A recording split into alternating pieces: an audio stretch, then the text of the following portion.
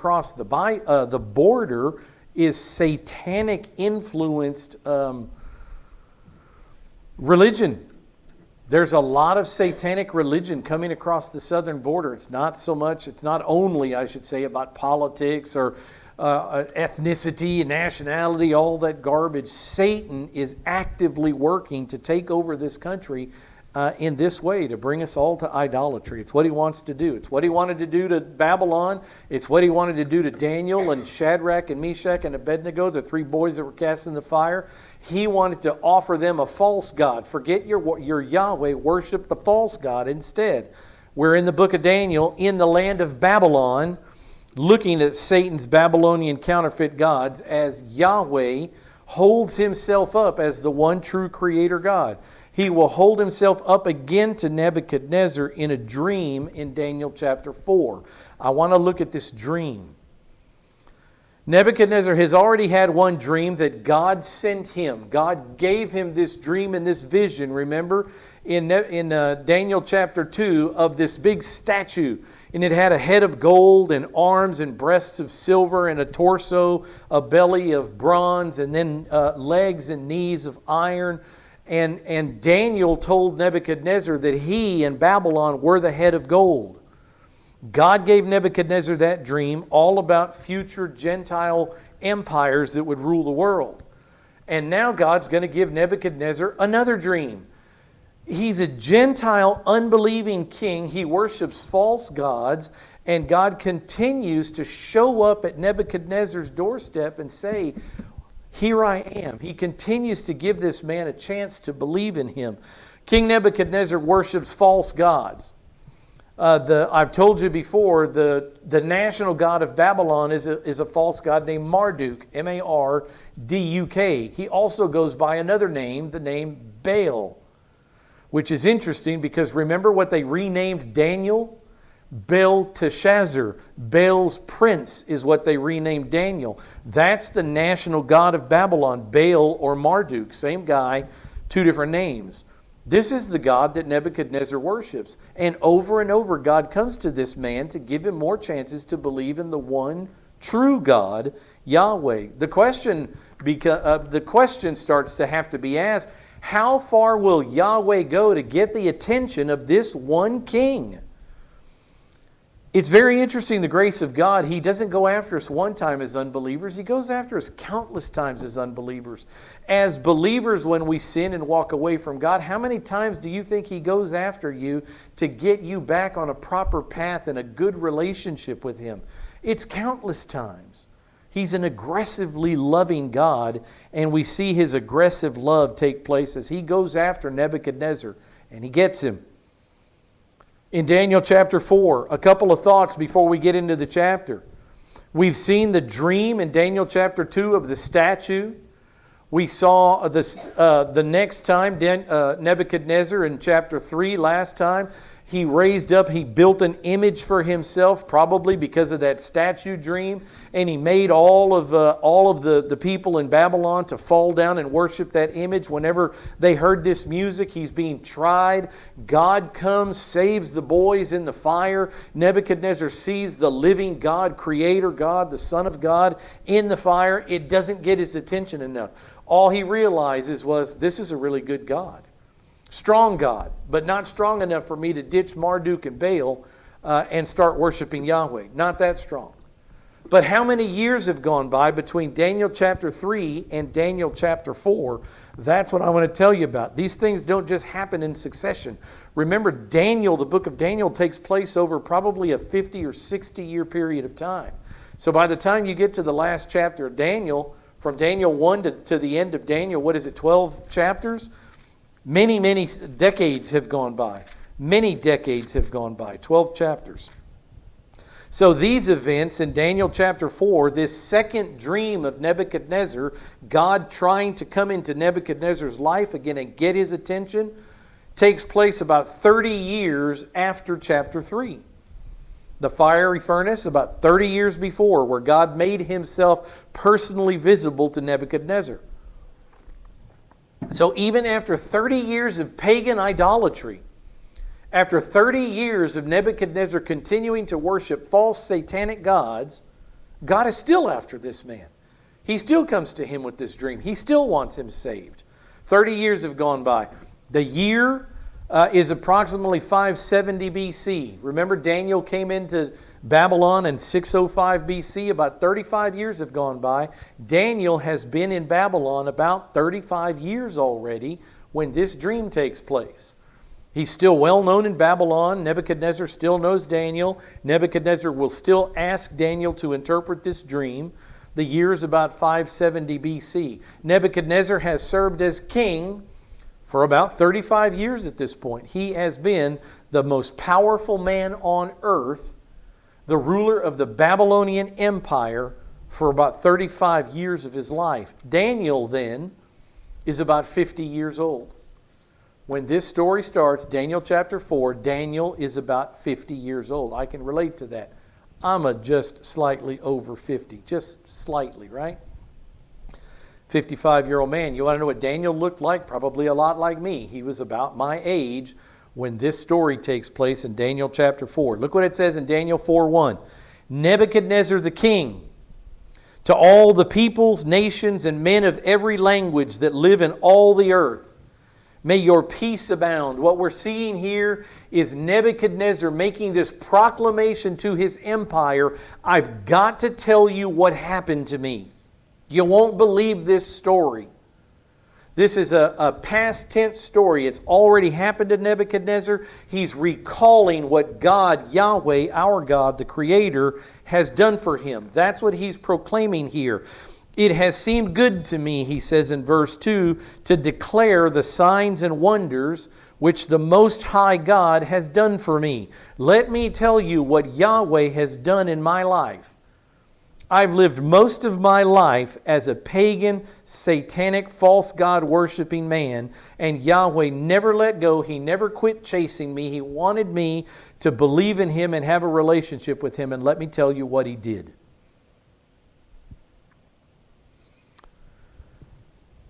He's glad that Yahweh took an interest in him, and he wants the empire to know, because his reality now, after what occurs in chapter 4, his reality, his ideas of reality and what is real and true, much better than it was before this event. So even though this event is unbelievable, Nebuchadnezzar says, I thank God, the Most High God, I thank Yahweh, the God of Israel, for putting me through this. I'm a changed man coming out on the other side. And I want to declare to all of Babylon what this God did for me. How great are His signs, verse 3, how great are His signs and how mighty are His wonders. His kingdom is an everlasting kingdom, and His dominion, His authority, is from generation to generation. That's an interesting thing. That Nebuchadnezzar's dominion is ending one day, isn't it? He's a mortal man. He's aging. He's been king for 35 years. What Nebuchadnezzar has just said is God is eternal. Yahweh is eternal. And His dominion and His kingdom are everlasting. He has shown me that He is in control of the kingdoms of men. That's what He's shown me. And I'm the better man for it. I understand now that I'm not a self-made man. I didn't make myself a king, and I didn't create my empire. Yahweh did this for me, has placed me in this position that I'm in right now. So he realizes that one day the Gentiles who will have domination because of his statue, remember? The head of gold, Babylon, will dominate Israel, and then Medo-Persia will dominate Israel, and then the Greeks will dominate Israel, and then the Romans will dominate Israel. Nebuchadnezzar knows that one day God will dominate, and when God takes over and destroys Gentile rule, His dominion will be everlasting. He understands that now. Yahweh showed him through what occurs in this chapter we're about to go through. Yahweh has showed him that Yahweh is the sovereign. Yahweh is the supreme ruler of all men, that Yahweh raises up kings and deposes kings, that if Yahweh wants a man to be king, and when Yahweh's tired of it, that man is no longer king. Nebuchadnezzar learned this lesson, friends, the hard way. You know what this chapter's about? He learned this lesson the hard way as he lived for 7 years as a beast of the field. God took his mentality and his sanity away from him.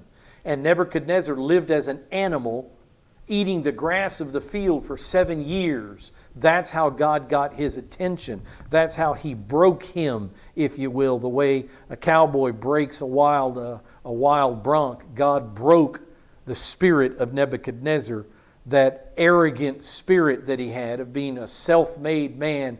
God let him know, you're the king because I let you be the king.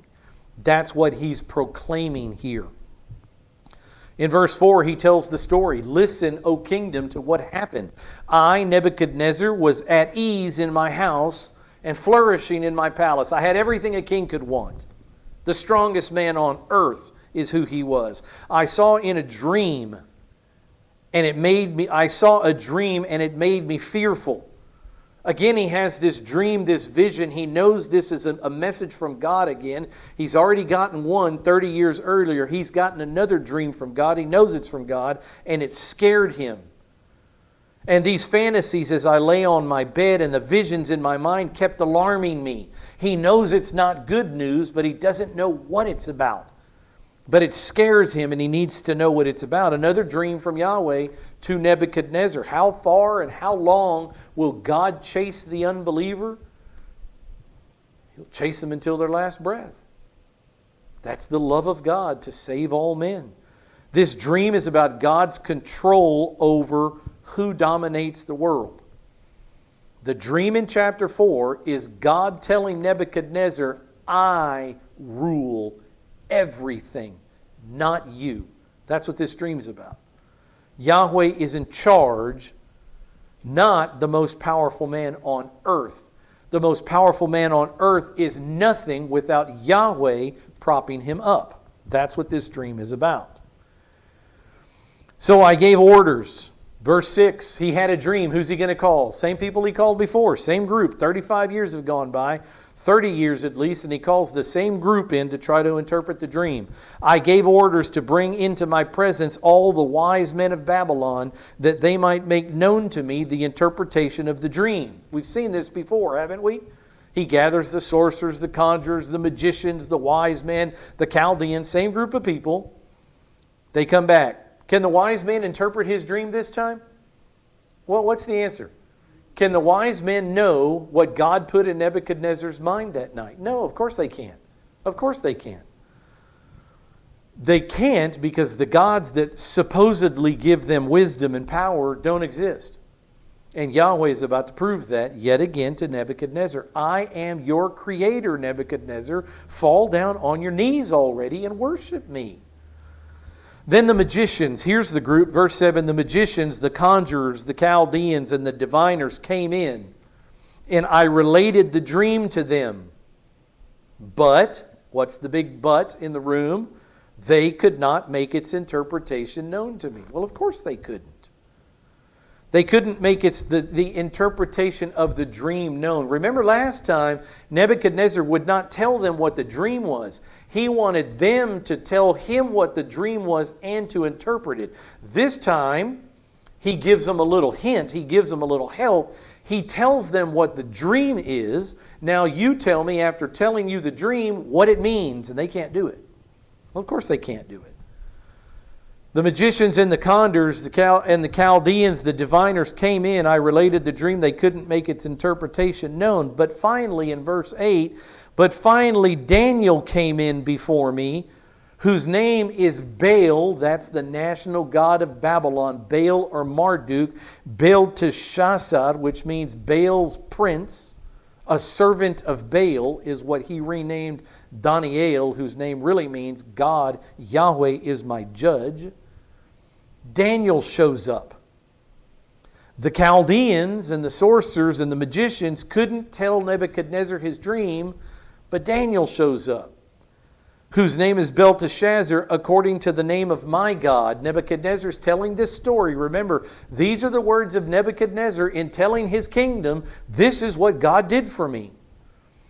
And Daniel came into the room. What question is just begging to be asked? He says in verse 6, I've had a dream, so I gave orders to bring in all the wise men of Babylon, the conjurers, the magicians, the Chaldeans, the diviners. Who should he have called? Who's the one that can interpret dreams? Who's the one that has already proven to Nebuchadnezzar that his God can interpret dreams? It's Daniel. So the question that has to be asked is, hey Nebuchadnezzar, why didn't you call Daniel in the first place? What do you think the answer to that is?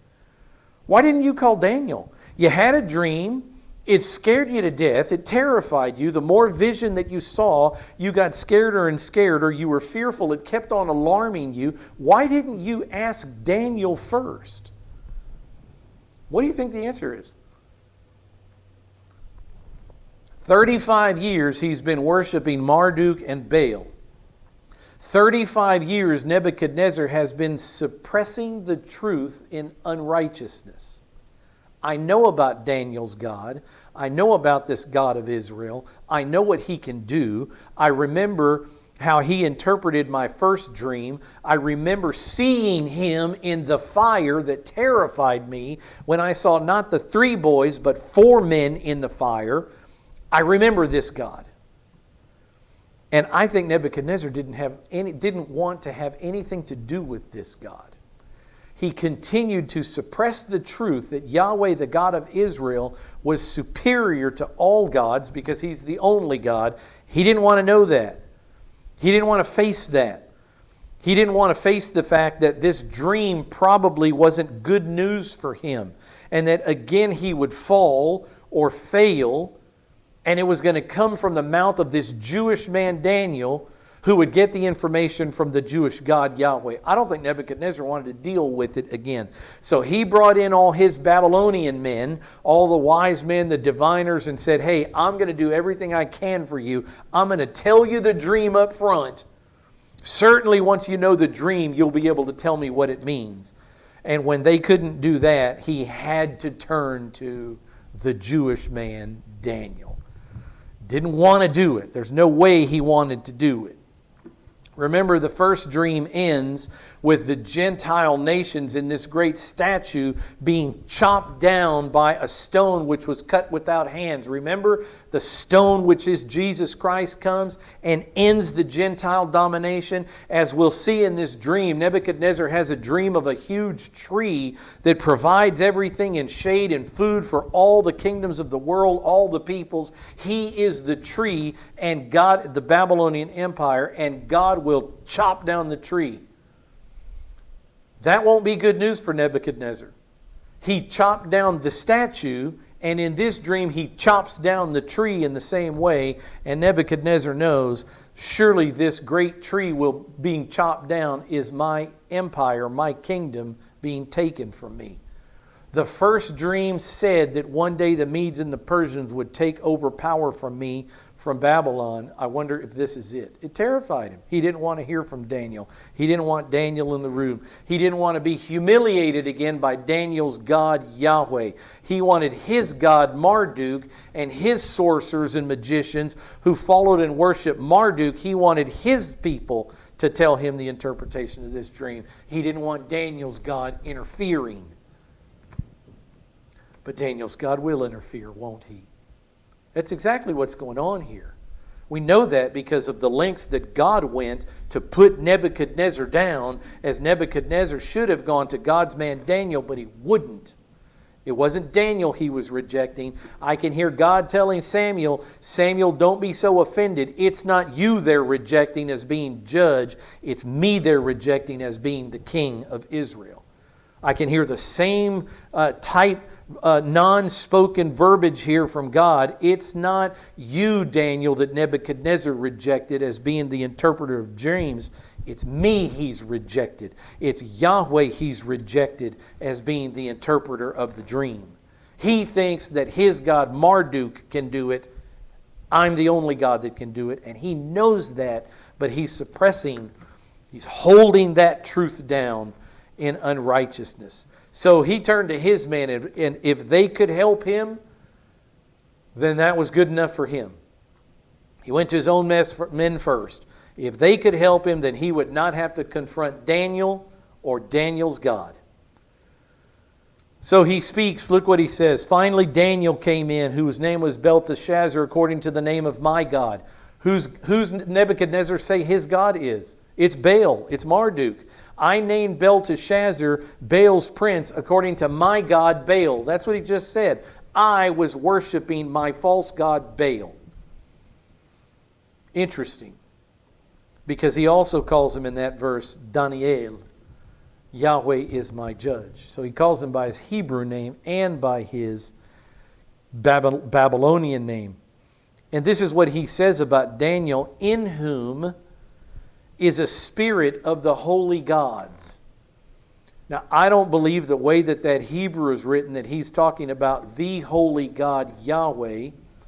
He's talking about multiple gods here. The adjective is plural, gods is plural. He's not saying Yahweh, Daniel's God, is the only God and the Spirit of God is in Daniel. That's not what he's saying. Not yet. But he says in Daniel is this power that the gods give him, not giving credit to the one God, to interpret dreams. So Daniel comes in and Nebuchadnezzar says, I related the dream to him. He tells Daniel the dream. He said, O Belteshazzar, that's Daniel's name, his Babylonian name. So the king says, O Belteshazzar, chief of the magicians, since I know that a spirit of the holy gods is in you, and no mystery baffles you, tell me the visions of my dream which I have seen, along with its interpretation.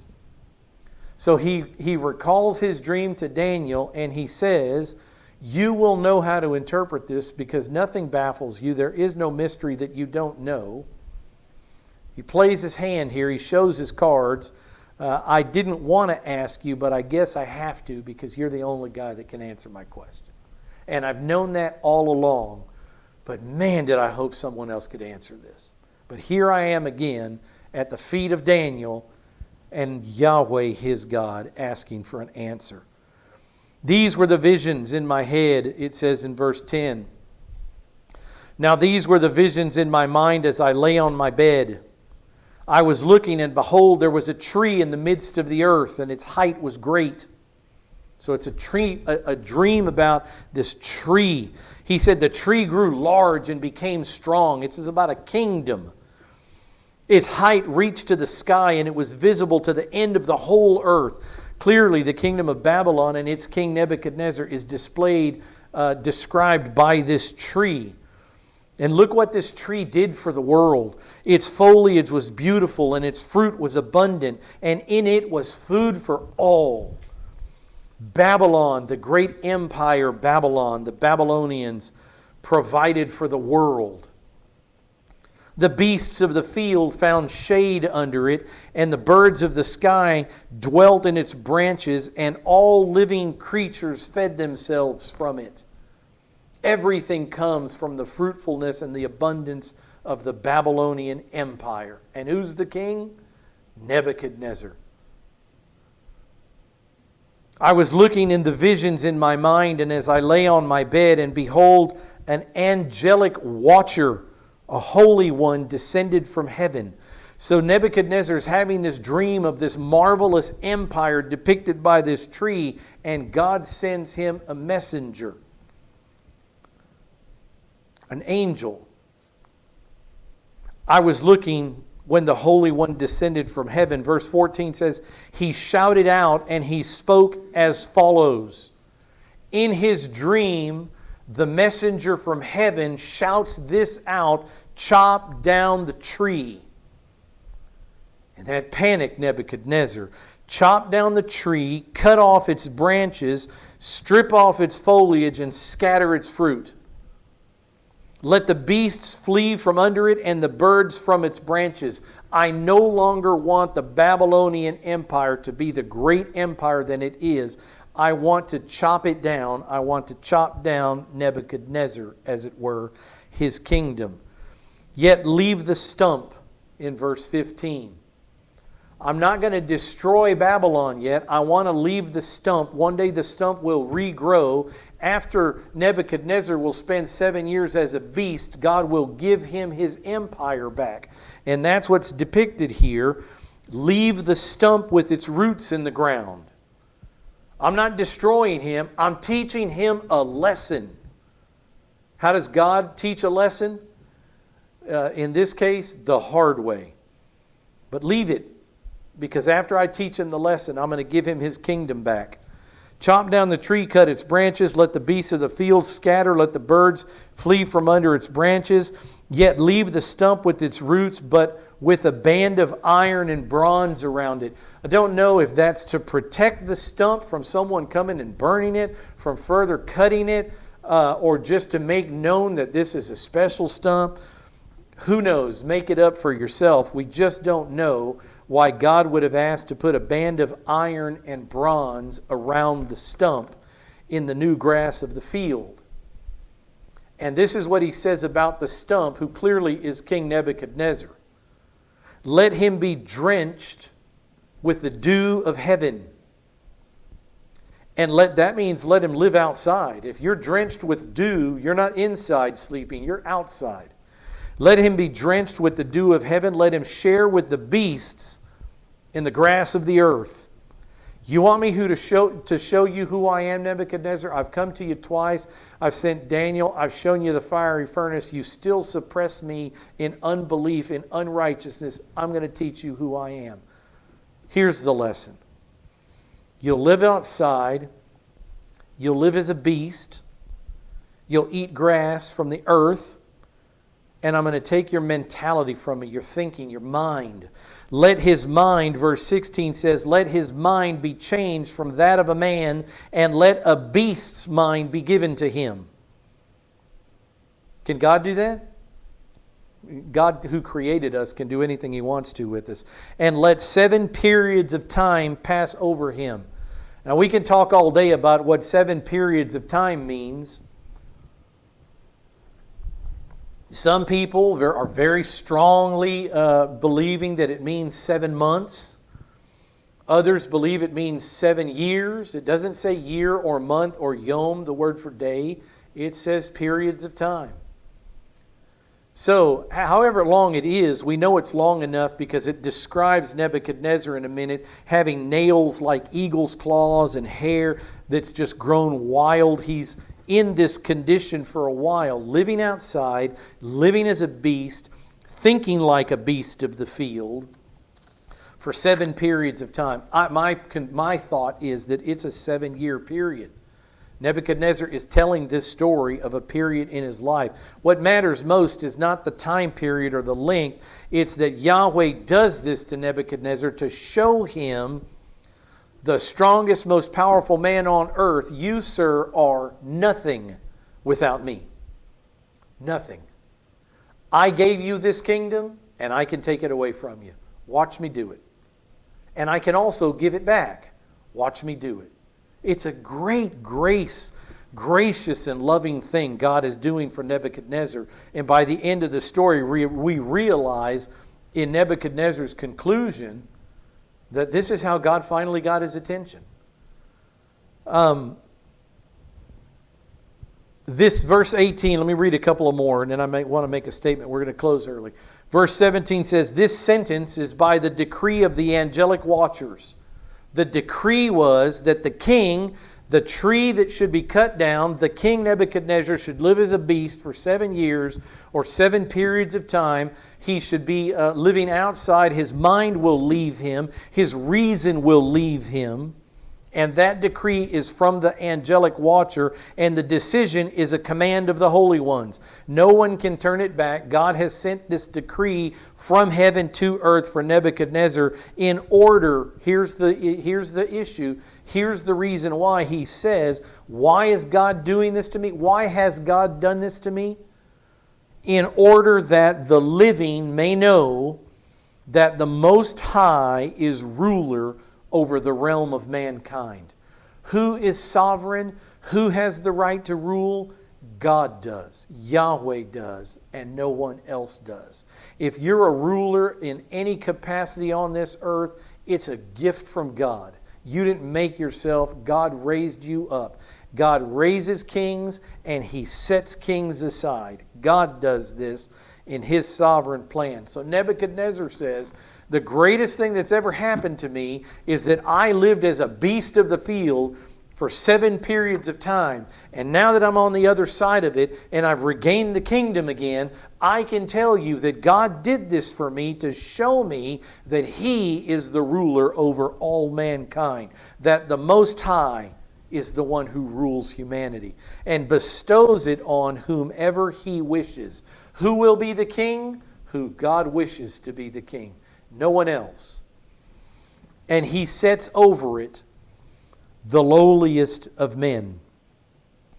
And then in verse 18 he says, this is the dream which I, King Nebuchadnezzar, have seen. Now you, Belteshazzar, tell me its interpretation, inasmuch as none of the wise men of my kingdom is able to make known to me the interpretation. I brought in all the people, you know who they are, they couldn't get the job done. Tell me the interpretation, because I know you are able. He's known the whole time that Daniel was able. He didn't want to face Daniel, and he didn't want to face Yahweh. But you are able, for a spirit of the holy gods is in you. And we'll pick up there next time, but let me make a statement to you. It's often been said about the Bible. It's often been said about the Bible. Listen to this statement. This is a proof that God wrote this book, not men. That it's God the Holy Spirit's hand who wrote this book. Because if men could write it, they wouldn't. And if men would write it, if they were willing to write the Bible, they couldn't. They don't have the information. This is a fact that if Nebuchadnezzar could have written this story in the Bible, would he have done it willingly? Or did God the Holy Spirit push Daniel to record this story in the Bible in Nebuchadnezzar's own words? What I'm asking you is this a humiliating story about the most powerful man that lived on earth? Is it humiliating that he went around Daniel, around Yahweh, to try to bring in his own satanic sorcerers to tell his dream? He tried to circumvent the living God, and God said, I'll show you. And for 7 years, He made him live as a beast. Is that humiliating to this most powerful king on the planet at that time? Is it humiliating? Yes or no? Yes, it is. If you were Nebuchadnezzar, would you want this book to have that story in it? If this was a story about you, would you want this story where God had to prove a point to you in this humiliating way? Would you want all mankind forever in an eternal book? Would you want this written down? Yes or no? No, you would not, and neither would I. If men could write the Bible, they wouldn't. Because so much of the text of this book is humiliating to mankind in his disobedience, in his dishonor of God, in his rejection, and the way God has to humble men. Men would not want this written about them. The Apostle Peter would not want the book of Galatians written where Paul says to the Galatians, I had to brace Peter because he was living like a hypocrite. And I had to brace him and tell him, when the Jews come, you can't separate from Gentiles and eating with the Gentiles and go over here and walk with the Jews and ignore those people that you love. That's hypocritic, Peter. Peter would not have want that written in the book about himself, would he? Would he? No, he would not. Peter would not want it written about in the book about him, about how brave he was when he jumped out of the boat and walked on water with Jesus, and then how immediately he got fearful and started not trusting the Lord and fell into the water. Does Peter want me to tell that story about him? Does Peter want me to tell the story of the time when Jesus says, oh, you say you'll follow me to death? Let me tell you what's going to happen tonight, Peter. You will deny me 3 times before the cock crows. And he did it. I don't know the man. I don't know the man. I swear to my God, I don't know the man. Does Peter revel as Peter sits in heaven? Does Peter love the fact that at Gulf Coast Bible Church today, I just said those words about him? No, he doesn't. If God said, okay, men, write a book about yourselves, write a book that mankind can worship God through, this book would be entirely different. And all of those stories that we hear about these people, they would not be in this book. Jonah would not want me telling the story of how God gave him a very specific command. Go to Nineveh and preach good news to Nineveh so that they might repent and come to a relationship with me. Jonah would not want it known that he rejected the plan of God, got on a ship and sailed west for Spain, for Tarshish. He would not want me telling that story. He would not want it known that the men of the ship threw him off of the ship, that God had him swallowed by a fish. That fish swam back all the way to the shore and spit him out on the shore. Jonah doesn't want you to know that, does he? Is the story in the book? Yes, it is. But if God would have said, Jonah, I want you to write your life story and your relationship with me in the book, you think Jonah would have written that story? No way, because it's humiliating to Jonah. This account, Daniel chapter 4, is a great illustration. If men were given the chance to write this book, some people say, oh, this is just men's writings. Men would not write this book. Arrogant, proud men would not write these stories about themselves. This book was written by the hand of Almighty God, and it's clear by the things that are included in the book. Men wouldn't write it. You understand my point? Men would not sit down and write these things about themselves. God wrote this book. He used the pens of men, but God the Holy Spirit authored this book. Let's close in prayer.